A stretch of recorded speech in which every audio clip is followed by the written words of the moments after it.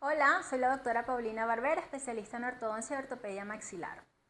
Aprietas los dientes cuando estás estresado o mientras duermes. Tal vez tengas bruxismo.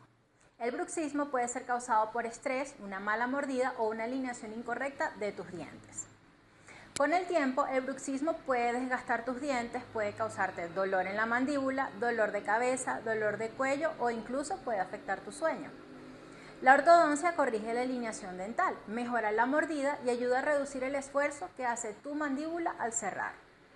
Así se reduce la tensión y los síntomas del bruxismo pueden mejorar significativamente. No ignores los síntomas del bruxismo, consulta a tu ortodoncista y empieza a proteger tu sonrisa desde hoy.